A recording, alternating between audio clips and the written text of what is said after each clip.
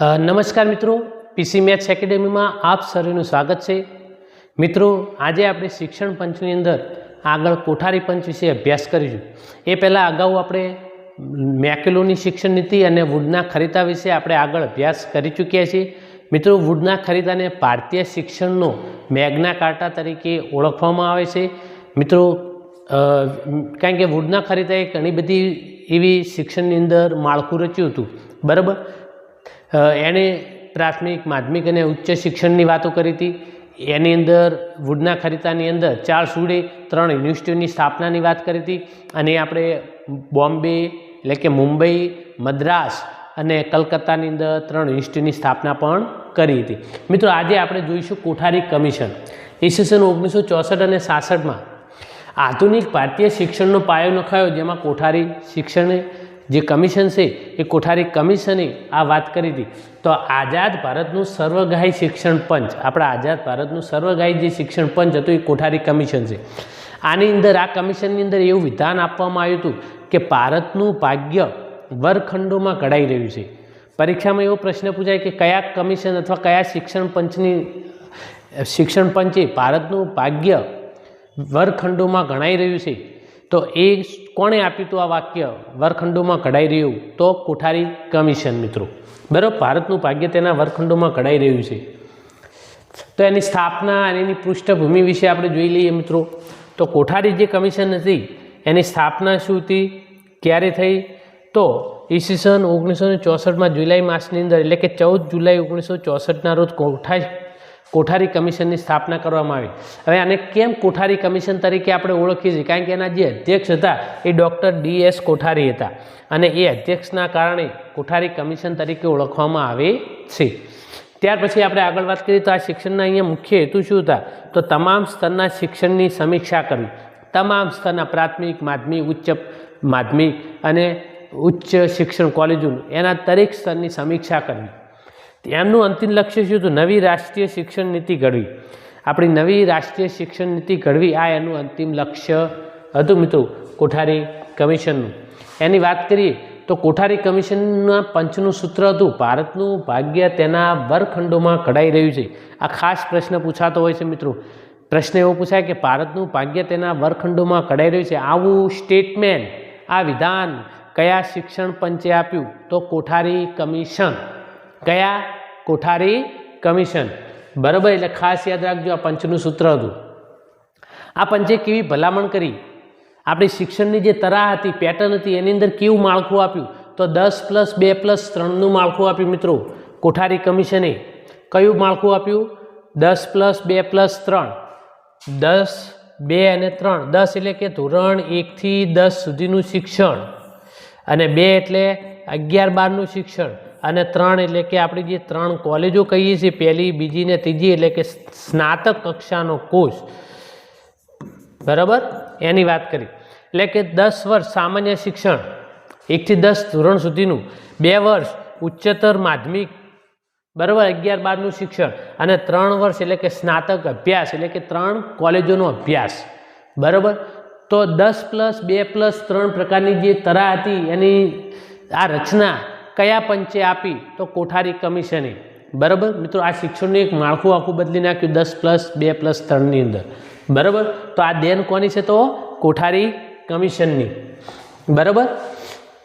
પછી એમણે બીજું શાના પર ભાર મૂક્યો? તો ત્રિભાષા સૂત્ર પર ભાર મૂક્યો મિત્રો। ત્રિભાષા સૂત્ર આપ્યું। અગાઉ જે વુડનો ખરીદો અને મેકલોની જે શિક્ષણ નીતિ હતી એની અંદર અંગ્રેજી ઉપર જ પ્રભુત્વ હતું। ત્યાર પછી મેકલોએ અંગ્રેજી ઉપર જ શિક્ષણની વાત કરી હતી। પછી ચાર્લ્સ વુડે, કારણ કે મેકલોના શિક્ષણ પદ્ધતિની અંદર શું થયું? ઉચ્ચ વર્ગને જ શિક્ષણ મળ્યું, નીચલા વર્ગને શિક્ષણ મળ્યું હતું નહીં। એ ખાઈ કોણે દૂર કરવાનો પ્રયત્ન કર્યો? તો ચાર્લ્સ વુડે એના વુડના ખરીદાની અંદર વાત કરી। તો એમણે કે પ્રાથમિક શિક્ષણ, વુડના ખરીદાની અંદર શું વાત કરી હતી? કે પ્રાથમિક શિક્ષણ માતૃભાષામાં જ મળવું જોઈએ, બરાબર, અને બીજું પછી અંગ્રેજી ભાષાની વાત કરી, ઉચ્ચ શિક્ષણ। પરંતુ જ્યારે કોઠારી કમિશન છે તો એણે ત્રિભાષા સૂત્રની વાત કરી। તો કોઠારી કમિશને શું કર્યું કે પ્રથમ માતૃભાષા અથવા પ્રાદેશિક ભાષા, એટલે જે પ્રાથમિક શિક્ષણ છે એ માતૃભાષાની અંદર તો ખરું, એની આપણી જે લોકલ પ્રાદેશિક ભાષા હોય ભાષાની અંદર શિક્ષણ આપવું જોઈએ. એટલે જેમ કે ગુજરાત હોય તો ગુજરાતની અંદર ગુજરાતી ભાષામાં, મહારાષ્ટ્ર હોય તો મરાઠી, તમિલનાડુ હોય તો તેલુગુ, આવી એટલે કે કન્નડ છે, એ દરેક પોતાના રાજ્યની જે ભાષા છે એ ભાષાની અંદર શિક્ષણ આપવું એક આ પ્રથમ ભાષા, એટલે પ્રથમ ભાષા તરીકે એ ભાષાને સ્વીકારવામાં આવી. બરાબર. ત્યાર પછી બીજી ભાષા હિન્દી રાષ્ટ્રભાષા તરીકે સ્વીકારવામાં આવી. આપણા ભારતની રાષ્ટ્રભાષા હિન્દી હતી, તો હિન્દી ભાષાને આપણે રાષ્ટ્રભાષા તરીકે ઓળખી લે કે બીજી ભાષા કઈ ત્રિભાષા સૂત્રોની અંદર બીજી ભાષા એ આપણી રાષ્ટ્રભાષામાં શિક્ષણ આપવું. અને ત્રીજી વાત થઈ તો આંતરરાષ્ટ્રીય ભાષાને સ્વીકારવાની વાત થઈ કે આંતરરાષ્ટ્રીય તરીકે આપણે કઈ ભાષા સ્વીકારી તો અંગ્રેજી, તો અંગ્રેજી ભાષા સ્વીકારવાની વાત થઈ. એટલે કે ત્રિભાષા સૂત્ર આપ્યું, એક માતૃભાષા હિન્દી રાષ્ટ્રભાષા અને આંતરરાષ્ટ્રીય ભાષા તરીકે અંગ્રેજી. બરાબર. એટલે કદાચ પ્રશ્ન એવો પાસે સૌપ્રથમ ત્રિભાષા સૂત્ર કયા કમિશને આપ્યું તો સરસ કોઠારી કમિશને. વાહ, સરસ, આ તો યાદ રહી ગયું, તો આવડે જાતો. હવે વાત કરીએ સમાન શાળા પદ્ધતિની. અહીં કોઠારી કમિશને શું કર્યું હતું? સમાન શાળા પદ્ધતિ અપનાવી. કેમ કે અમીર અને ગરીબ પણ એક જ શાળામાં અભ્યાસ કરે, જેથી એમની વચ્ચેની જે ખાઈ છે એ દૂર કરવાનો પ્રયત્ન કરે, જે ભેદભાવ હતા એ દૂર કરવાના પ્રયત્ન કર્યા. એટલે કે અમીર અને ગરીબ માટે સૌ માટે સમાન તક પૂરી પાડવી. બરાબર. એવું નહીં કે અમીરો માટે અલગ શાળાઓ, ગરીબ માટે અલગ શાળાઓ, એવું નહીં. એટલે અમીર અને ગરીબ સૌ માટે સમાન તક, આ કોઠારી કમિશને વાત કરી. એટલે કે એનાથી શું કે સામાજિક ભેદભાવ નાબૂદ કરવો, જે સમાજની અંદર જે ભેદભાવ રહેલા છે એ સામાજિક ભેદભાવ દૂર કરવા માટેની વાત કરી. સમગ્ર દેશમાં સમાન શિક્ષણ ધોરણ, આપણે વાત કરી સમગ્ર દેશમાં 10+2+3ની તરાહ, આ જ તરાહની અંદર શિક્ષણ ધોરણ મળવું જોઈએ, એ વાત કરી આ કોઠારી કમિશને. બરાબર. ત્યાર પછી આપણે આગળ વાત કરીએ, આપણે મુખ્ય મુદ્દા ઉપર જ જોઈએ છીએ. ચલો, શિક્ષણ પર ખર્ચ, સૌથી મહત્વનો મુદ્દો આ રહ્યો. કોઠારી કમિશને વાત કરી.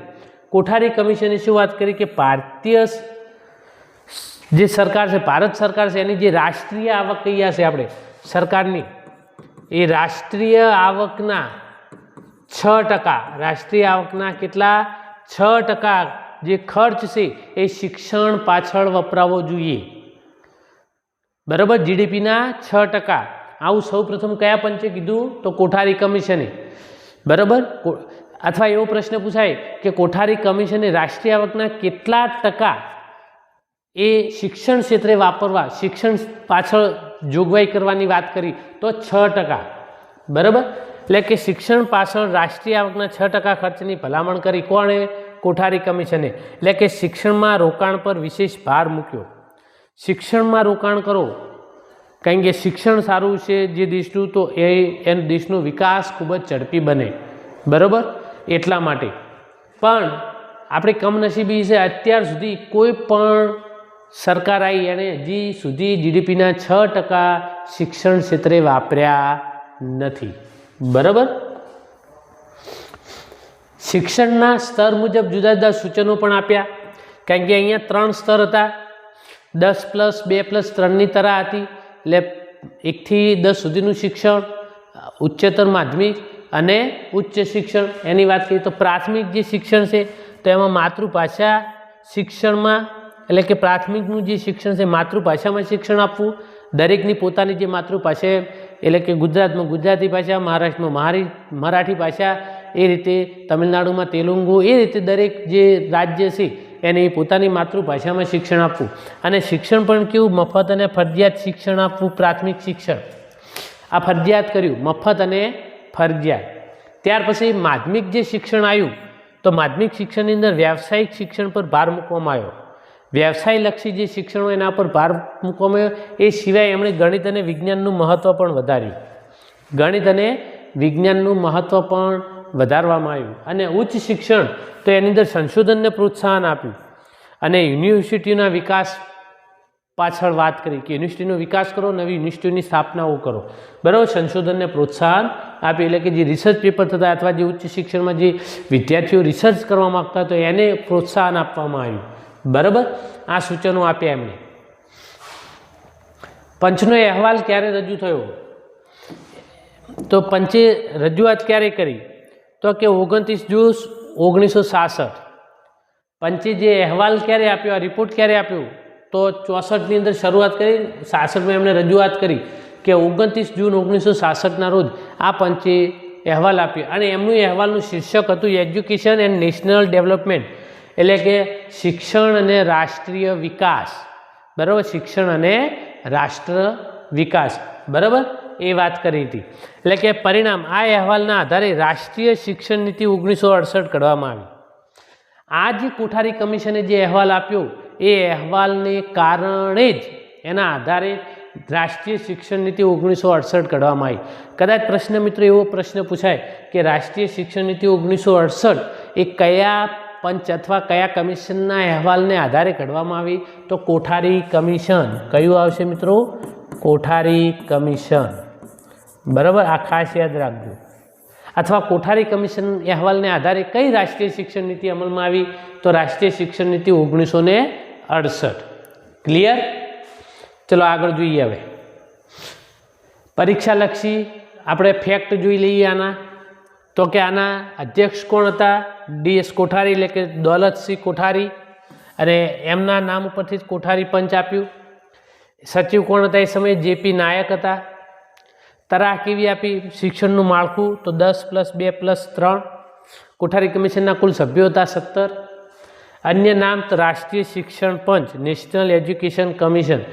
કોઠારી કમિશનને બીજા કયા નામથી ઓળખવામાં આવે છે? તો રાષ્ટ્રીય શિક્ષણ પંચ તરીકે પણ ઓળખવામાં, અથવા રાષ્ટ્રીય શિક્ષણ પંચ તરીકે કયા કમિશનને ઓળખવામાં આવે છે? તો કોઠારી કમિશનને ઓળખવામાં આવે છે. મિત્રો આ વાત હતી કોઠારી કમિશનની. હવે એની મર્યાદાઓ શું હતી? તો મર્યાદાઓ એ થઈ કે એમણે જે વસ્તુ કીધી હતી 6% GDPની વાત કરી હતી, પણ એ અત્યાર સુધી અમલ થઈ શક્યો નથી, કે GDPના 6% ખર્ચનો અમલ સંપૂર્ણપણે થઈ શક્યો નહીં, અત્યાર સુધી થયો નથી. એમણે ત્રિભાષા સૂત્રનું આપ્યું હતું, બરાબર, એનો અમુક રાજ્યોમાં વિરોધ થયો. જે દક્ષિણના આપણે જે રાજ્યો કહીએ છીએ એ દક્ષિણના રાજ્યો હિન્દી ભાષાને સ્વીકારતા તૈયાર નથી.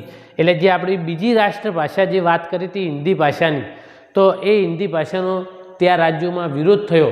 એટલે આ આપણે કહીએ કે ત્રિભાષા સૂત્રનો અમુક રાજ્યોમાં શું થયો? વિરોધ થયો. સમાન શાળા પદ્ધતિનો અમલ મુશ્કેલ બન્યો. જે એમણે સમાન શાળા પદ્ધતિની વાત કરી હતી એનો પણ અમલ કેવો બન્યો? મુશ્કેલ બન્યો. બરાબર મિત્રો, આ એની મર્યાદાઓ હતી. મિત્રો આનું નિષ્કર્ષ જોઈએ તો કોઠારી કમિશન એ ભારતીય શિક્ષણના ઇતિહાસનું બાઇબલ છે. આ મહત્વનો પ્રશ્ન છે મિત્રો,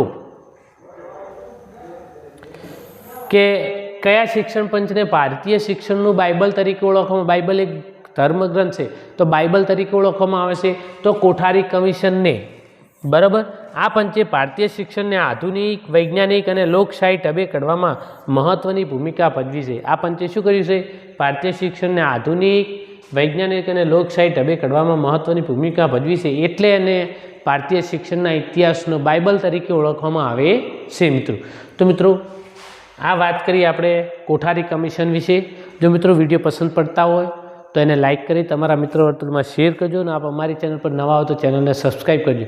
અને જો મિત્રો હજી આગળ તમારે આવા જ શિક્ષણ પંચ વિશે અભ્યાસ કરવો હોય તો ચોક્કસ કોમેન્ટ કરજો, તો આપણે આગળ પણ એના વિડીયો બનાવતા રહીશું. Okay, thank you.